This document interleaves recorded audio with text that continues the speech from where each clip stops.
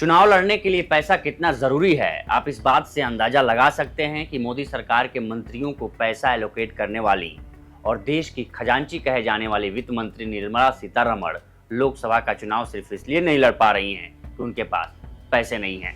Times now के एक कार्यक्रम में जब उनसे पूछा गया कि आप लोकसभा का चुनाव लड़ रही हैं, तो उन्होंने जवाब दिया कि नहीं, क्योंकि चुनाव लड़ने के लिए हमारे पास पैसे नहीं हैं। हालांकि इस दौरान उन्होंने ये भी कहा कि उनको चुनाव लड़ने का ऑफर बीजेपी की तरफ से दिया गया था। बीजेपी के राष्ट्रीय अध्यक्ष जेपी नड्डा से हुई बातचीत का भी उन्होंने जिक्र किया।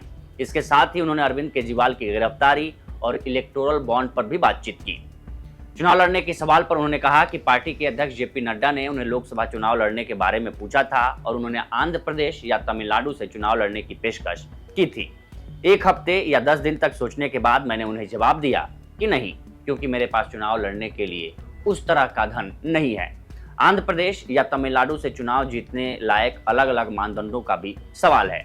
आप इस समुदाय से हैं या आप उस धर्म से हैं, क्या आप इससे हैं? मैंने कहा नहीं, मुझे नहीं लगता कि मैं ऐसा करने में सक्षम हूँ। मैं बहुत आभारी हूँ कि उन्होंने मेरी दलीलों को स्वीकार कर लिया, इसलिए मैं चुनाव नहीं लड़ रही हूँ। जब उनसे सवाल किया गया कि देश के वित्त मंत्री के पास भी लोकसभा चुनाव लड़ने के लिए पर्याप्त धन क्यों नहीं है, उन्होंने कहा कि भारत की संचित निधि उनकी अपनी नहीं है। मेरी सैलरी, मेरी कमाई, मेरी बचत मेरी है, लेकिन भारत की संचित निधि मेरी नहीं है। हालांकि बीजेपी ने लोकसभा चुनावों में कई मौजूदा राज्यसभा सदस्यों को मैदान में उतारा है।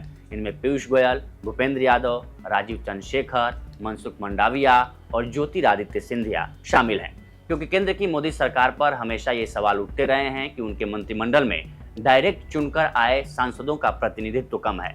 ऐसे में इस चुनाव में पार्टी इस औसत को सुधारना चाहती है, इसीलिए उसने अपने कैबिनेट के कई राज्यसभा सदस्यों को डायरेक्ट चुनावी मैदान में उतारा है। फिलहाल सीतारमण कर्नाटक से राज्यसभा सांसद हैं। वे 2006 में बीजेपी में शामिल हुई थी। साल 2014 में केंद्र में बीजेपी की सरकार बनने के बाद निर्मला सीतारमण मोदी मंत्रिमंडल में राज्य मंत्री बनाई गई। जून 2014 में सीतारमण को आंध्र प्रदेश से राज्यसभा सांसद चुना गया।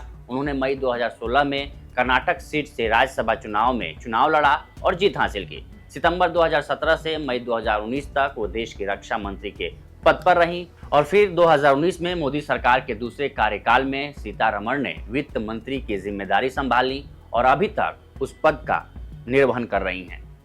ये स्टोरी आपको कैसी लगी, हमें कमेंट सेक्शन में जरूर बताएं। बाकी देश दुनिया की तमाम खबरों के लिए बने रहिए लोकमत हिंदी के साथ। नमस्कार।